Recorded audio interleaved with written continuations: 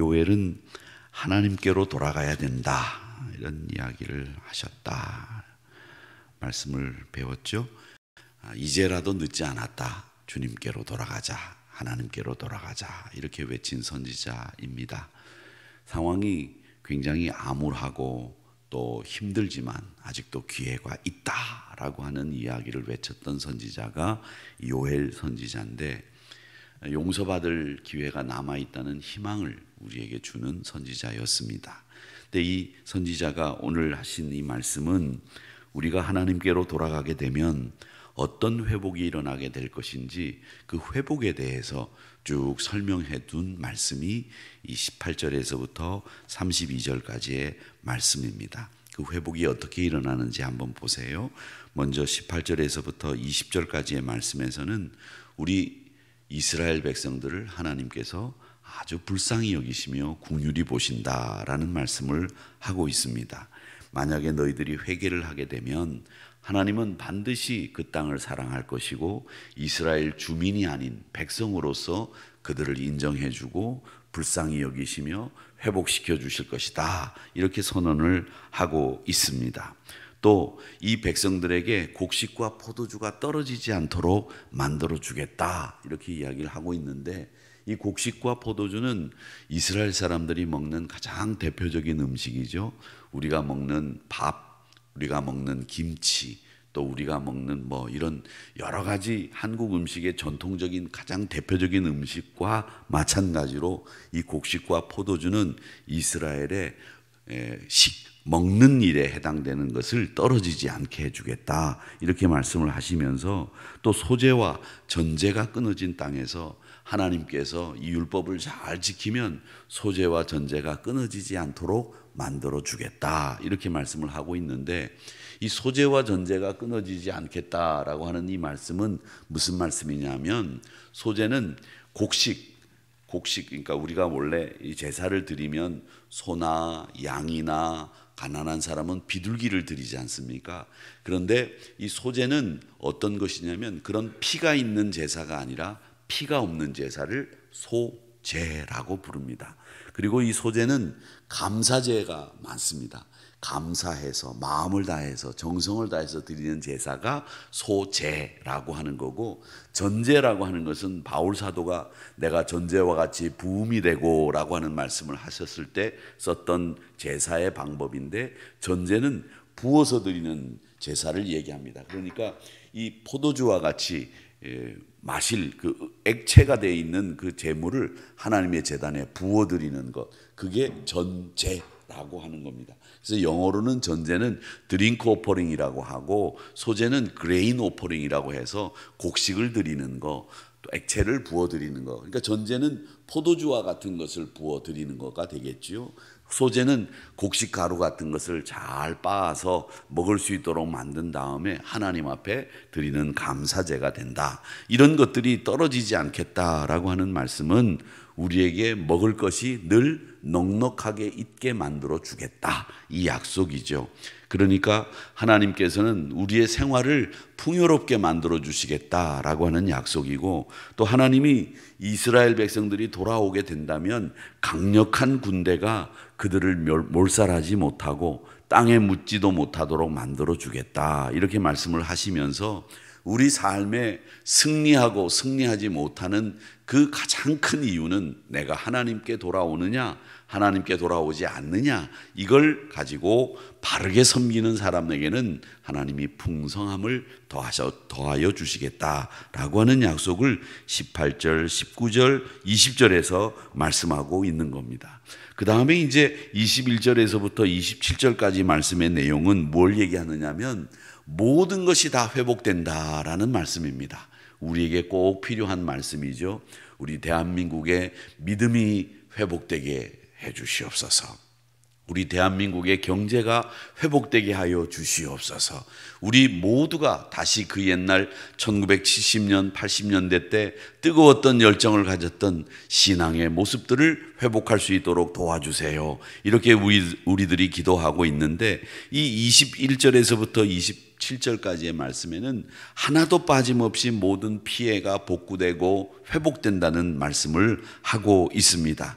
그래서 이 재앙을 선포할 때는 하나님이 여기서 뭐라고 말씀하시는고 하면 땅이여 들짐승들아 시온의 자녀들아 이렇게 혹격 부르는 이야기들을 반복해서 사용하고 있는데, 이는 전에 선포했던 모든 재앙이 극복될 것을 암시하고 있습니다. 21절에 보면 땅이여 이렇게 부르고 있죠. 땅을 부르고 있습니다.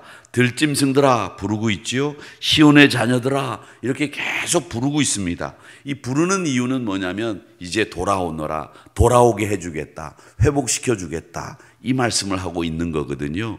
그러니까 이 말씀은 하나님의 심판으로부터 이제 모든 것이 다 끝나고 회복되는 역사가 일어나게 된다. 제사장이니 농부니 뭐 이런 사람이니 저런 사람이니 구분해지는 것이 무의미해지고 모든 것이 다 하나님 안에서, 하나님 사랑 안에서 회복되어진다라고 하는 것을 약속하고 말씀해 주시고 있습니다. 그러면서 그 약속을, 우리에게 회복되어지는 약속을 이스라엘 백성들이 항상 쓰는 표현이 뭐냐, 관용어적으로 쓰는 표현이 이겁니다. 이른 비와 늦은 비를 풍족히 내려주신다 라고 하는 말씀이죠. 우리는 비가 내리면 어떨 때는 좋을 때가 있어요. 제가 금비라고 하는 걸 배웠는데, 이제 봄에 지금부터 오는 비는 금비래요. 농사 짓는 분들이 왜 금비입니까? 그랬더니 지금부터 오는 비는 모내기를 할 수 있도록, 파종을 할 수 있도록 돕는 비래요. 그래서 금비 모르시죠? 내릴 때 보면 이 빗줄기를 이렇게 보면 금색이 나요. 금색이. 그냥 모르고 보면 그 비에서 금색이 나는지 모르는데, 알고 보면 금색이 나요. 그런데 가을에 곡식이 다 익어가지고 고개가 툭툭 쳐져가지고 이 가을에 이제 사과, 배, 열매들이 쫙 열려 있는데 비가 오고 바람이 불면 그 비는 무슨 비? 나쁜 비라고 합니다. 그래서 나쁜 비와 금비를 제가 시골에서 목회하면서 배웠는데, 그래서 봄에 이제 이렇게 비가 오면 야, 이거 금비다. 농사 짓는 분들이 참 좋겠다. 근데 요즘엔 뭐 농사 짓는 분들이 워낙 없고 땅도 다 놀리고 그냥 수풀이 가득 차 있는 그런 땅들이 많은데, 요즘 이제부터 오는 비는 금비다라는 거죠. 그런데 이스라엘 사람들에게는 1년에 비가 딱 2번 옵니다. 뭐 여러 번 안 와요. 우리처럼 이렇게 뭐 며칠씩 비가 오고 안 옵니다. 딱 2번 옵니다. 11월 말에서부터 한 번 옵니다. 그 다음에 4월 달에 한 번 옵니다. 11월 달에 오는 비를 무슨 비라고 부를까요? 11월 달에 오는 비는 이른비라고 합니다. 11월 달에 오는 비를 이른비, 4월 달에 오는 비는 무슨 비? 늦은 비예요. 4월 달에 우리가 생각할 때는 4월 달에 연초가 4월에 시작하니까 4월에 오는 비는 이른비고 11월 달에 오는 비는 늦은 비로 생각할 수 있는데, 그렇지 않다. 이른비는 11월에 오는 비, 이른비. 그 다음에 늦은 비는 4월에 오는 비, 이렇게 생각을 하시면 되는데, 딱 비가 2번 오는 거예요. 근데 2번 오는데 이스라엘에 가보면 와디라는 게 있어요. 와디. 그게 뭐냐면 강이란 뜻이에요. 근데 강인데, 강이 평상시에 가보면 물이 없어. 근데 이른 비와 늦은 비가 올 때는 그 와디에 물이 꽉 차서 흘러간다는 거죠. 그래서 이스라엘에서는 그 와디에서는 절대 비가 올 때쯤 되면 물이 없다고 해서 거기 들어가 가지고서 잠을 자거나 거기 머물러 있다가는 큰 낭패를 당하니까, 그 와디라고 이름 붙여진 데는 물이 없어도 들어가면 안 되는 곳입니다. 왜? 이른 비와 늦은 비가 올 때는 물이 차는 강이 되기 때문에 그렇습니다. 그래서 23절의 말씀에 보면 너희로 말미암아 여호와로 말미암아 기뻐하며 즐거워할지어다. 너희를 위하여 비를 내리시되 이른 비는 11월에 너희에게 적당하게 내려주시니 이른 비와 늦은 비가 예전과 같을 것이라.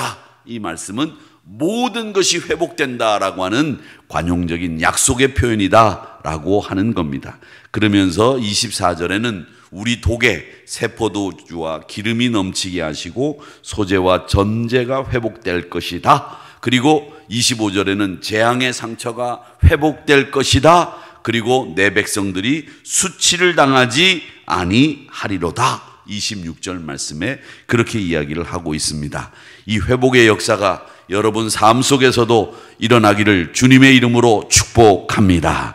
모든 것이 다 회복된다라는 거죠. 그러니까 무너질 것 같은 상황, 무너진 상황에서도 하나님께로 돌아오고 하나님 붙잡으면 모든 소망이 회복되고 회복이 일어나게 됩니다 라고 하는 말씀을 하시고 있습니다.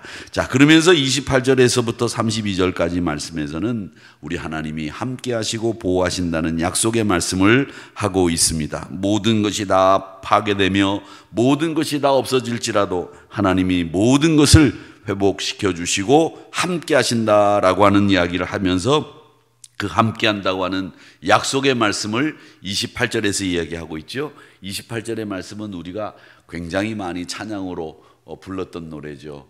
내 영을 만민에게 부어주리니 자녀들이 장래일을 말하고 나이 드신 분들이 꿈을 꾸고 젊은이들이 이상을 본다라고 하는 말씀이죠. 남종과 여종에게 내 영을 부어준다라고 하는 말씀을 하셨습니다. 이 말씀은 우리에게 함께 해주신다라고 하는 약속이고 하나님의 꿈을 우리의 가슴 속에 심어주신다라고 하는 겁니다. 그러니까 여호와 이름을 부르는 자는 구원을 얻으리라 이 말씀을 하셨죠. 사도행전에 나오는 말씀입니다. 이 32절의 말씀처럼 우리 모두가 여호와 이름을 부르는 자들은 구원을 얻게 된다라고 하는 약속의 말씀까지 우리에게 더해 주시는 하나님의 약속을 볼 수 있게 되는 겁니다.